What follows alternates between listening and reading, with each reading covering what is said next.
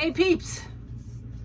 It's in the middle of the afternoon on Sunday and I just took a shower and I thought, oh, let's just do the Mask Monday now before I put my face back on.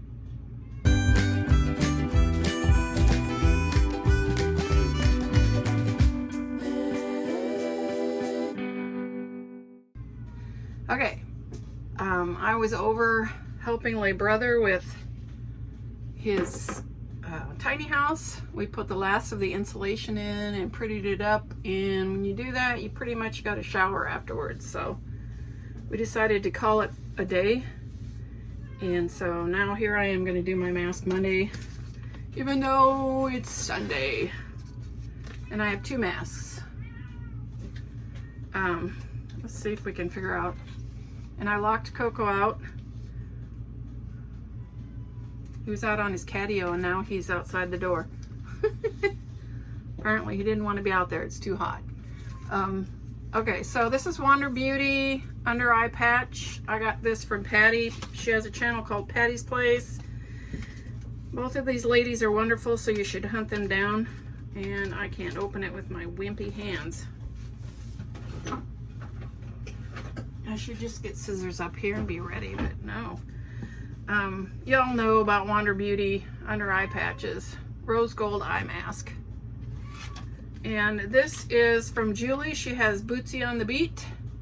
Again, if you don't know her, go check her out. Best Friend Snail and Green Tea face mask. So we are going to, if I can get them open, we're going to test them out. Today is going to be a huge TMI. I've thought about doing this for a while because it keeps coming up. The whole issue keeps coming up. And I don't know. I don't feel like, I don't normally share stuff like this with people because, first of all, this story makes me cry every stinking rotten time. I've never been able to tell it without crying. So I don't like that. These are cool color. They're pink. And this is supposed to be an uplifting channel, and I don't feel this is an uplifting story in any way, shape, or form, but I'm going to tell it.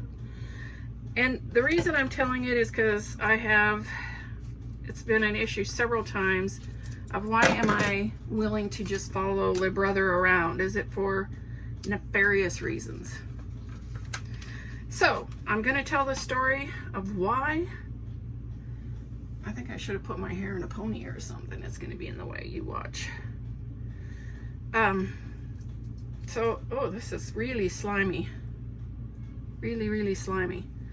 It doesn't smell bad, thank goodness. Somehow, I've never smelled a snail, but it sounds like it would smell bad. But this is supposed to be a snail mask.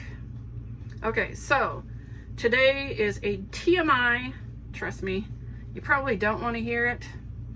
It's for those who want to know why I would just pack up and follow my brother wherever. And somehow Mask Monday seems appropriate. I don't know why.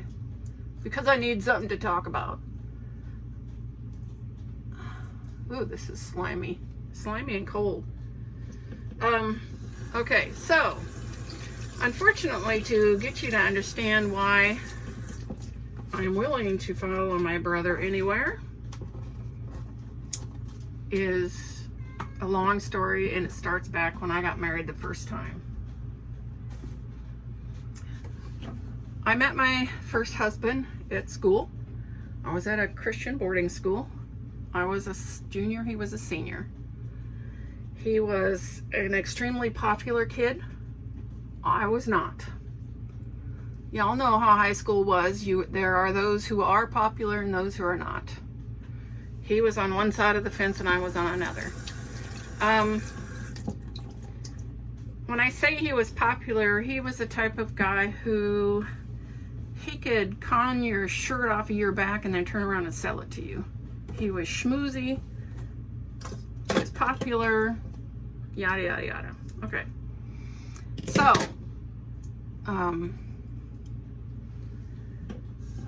When he asked me out, I was kind of shocked.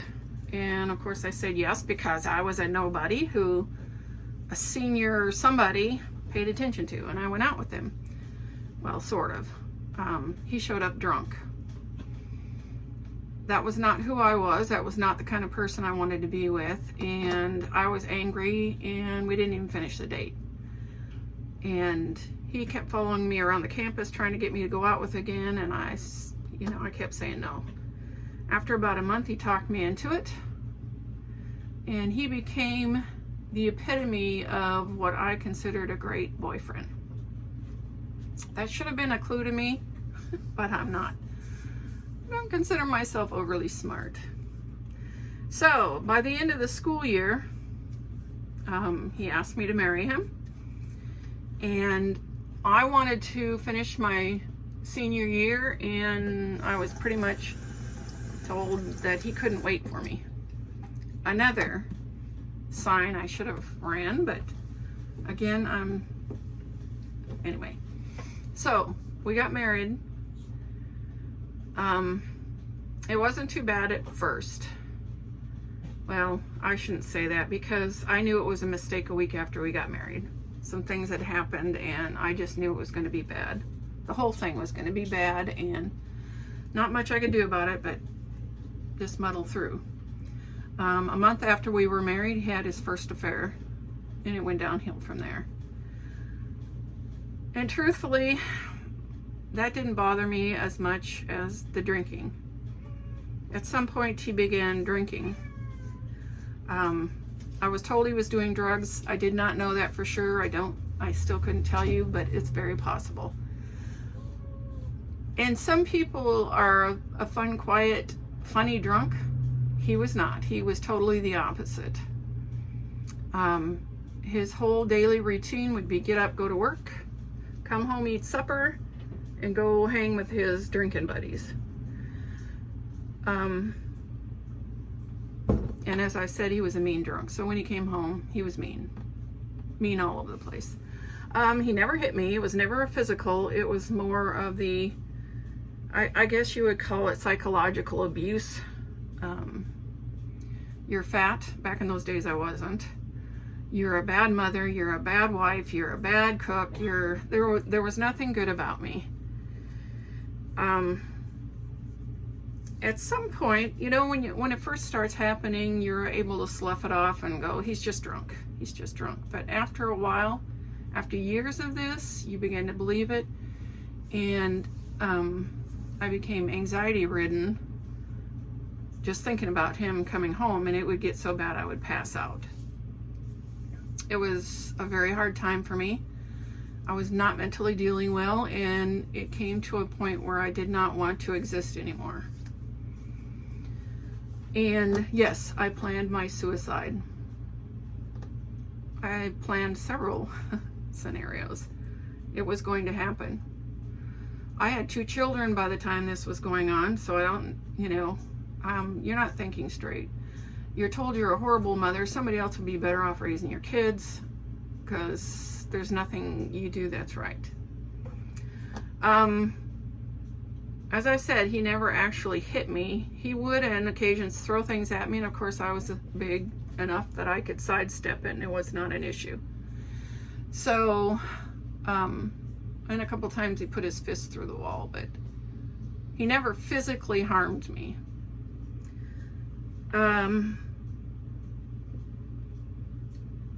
One of the things about this situation is he was well liked. It's not like you can talk to people outside about him, because he was very well liked. Very well liked. And when I say very well liked, my grandmother, this is my grandmother, not his, when I finally got a divorce, she told me she couldn't figure out what I had done that was so wrong, because he was such a nice guy. And that's how my life was. One night, he came home drunk, and most of the time my children were in bed. I'm not sure why my daughter was up. I'd have to sit and figure it out, but she was around 4 at the time, so she's little. And she's crying. She may not have felt well. It was too long ago. and she was crying, and he wanted her to shut up. And I couldn't get her to shut up, and he was yelling and the normal. And he picked something up and flung it at her. Fortunately, he was drunk enough that he missed her, but that was a realization to me that this was not only affecting me, but it was going to affect my children.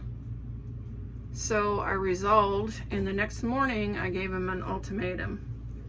And let's just say he didn't pick me. So I told him I would move out or he could move out. I didn't care, but it was going to happen since he didn't choose me. And he ended up moving out. I honestly don't think he wanted me. I think he wanted the freedom of being a single person. I mean, he acted like a single person anyways. I'm not really sure, but even though he didn't want me, he made life miserable.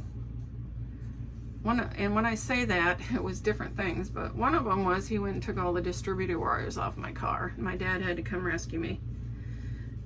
It was just not a fun time, and I can truthfully say still, even after we finally split up, I did not want to live. I just didn't see any way out.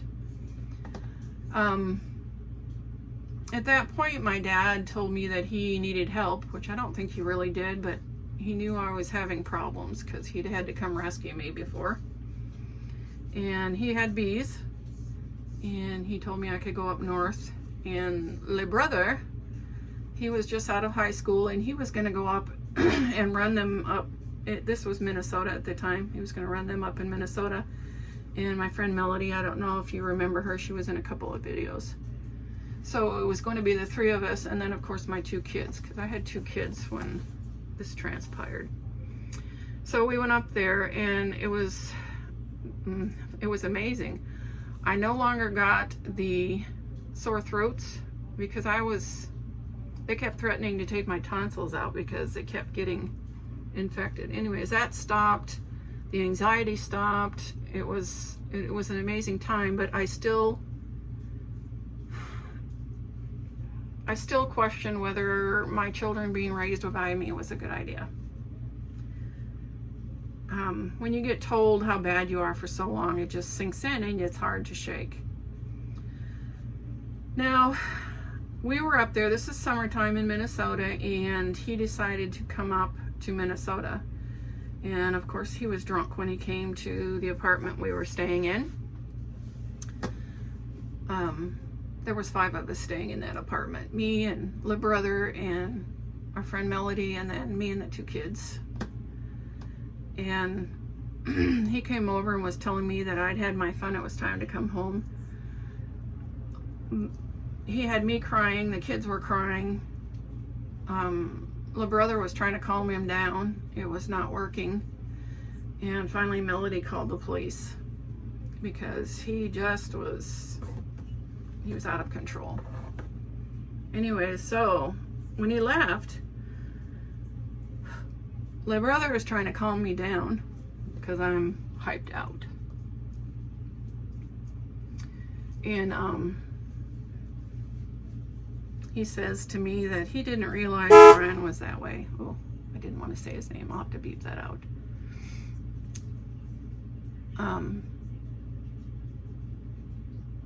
Anyways, he didn't realize he was that way, and I'm like, well, why did you think I left him? Well, I had one date with a friend of his, and he told me he thought I had left my husband for this guy. And I'm like, you thought I was that kind of crappy person?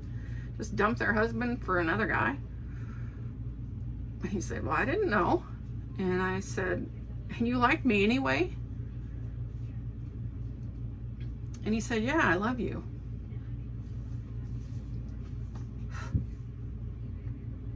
It was the first time. See, I can't tell the story without crying. It was the first time in a very long time where I felt like somebody liked me for who I was and that I wasn't a scuzzball. Sorry. I knew this was going to happen. And that was a turning around point for me. I realized that I wasn't as bad as I was made out to be.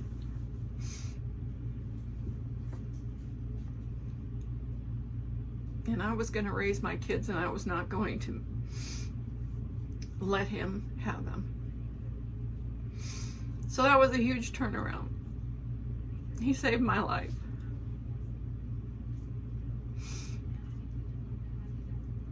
So I would do anything for him. I adore all of my siblings, my children and my grandchildren, and I would do anything within my power to help any of them. But he has a special place. Shortly after that, he got married. And he's always been a happy, fun-go-lucky, twinkle in his eye. You know he's got something cooking. He's always been a really fun person to be around. A belly laugh that would make you laugh no matter what. Over the years, we had to watch that twinkle die. We would ask him, is everything okay? And of course, he wouldn't tell us anything that was going on. He would never talk about it. He would never, ever talk about it. We all surmised what was going on and made up our own stories in our heads, because that's what we do.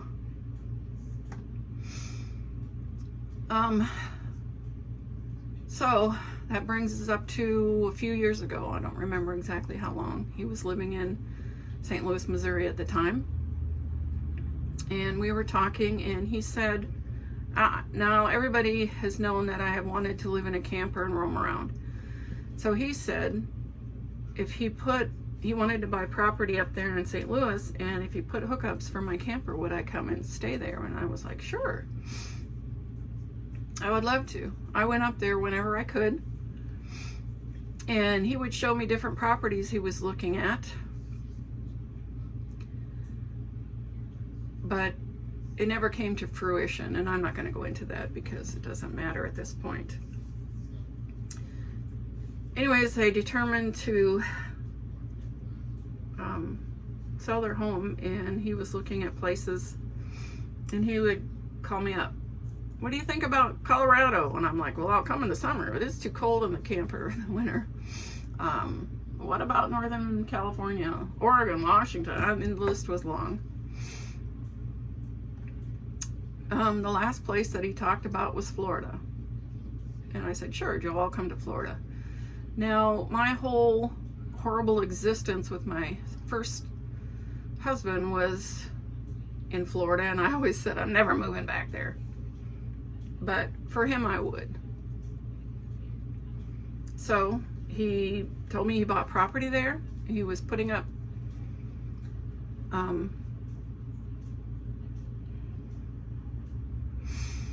hookups for my camper, and he wanted me to come. By this time, I knew his spouse did not have a great appreciation for our family. I tried my best to be as nice to her as I could so that she would allow me to see Joe, because he didn't get to see most of our family. And so we got there, and it went good for about a week. And I'm not even really sure what all happened, but at some point she left.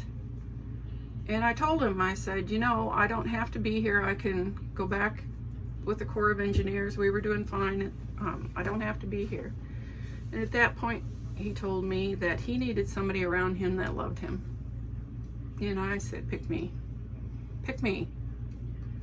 I want to save you like you saved me. So we stayed. It ended up in a divorce. It ended up in them selling their place and splitting it, and splitting the retirement he had, and it's all good.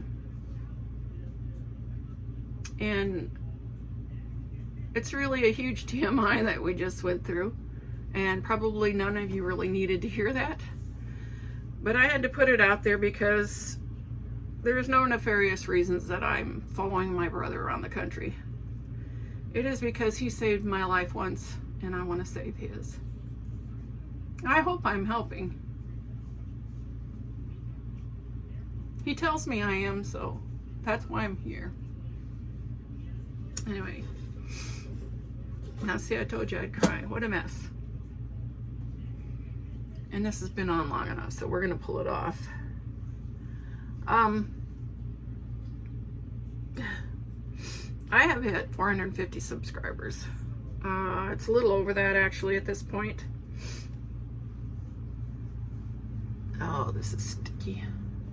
I don't do sticky. It's gonna end up coming off. If you stuck around this long and saw this whole horrid, disturbing story,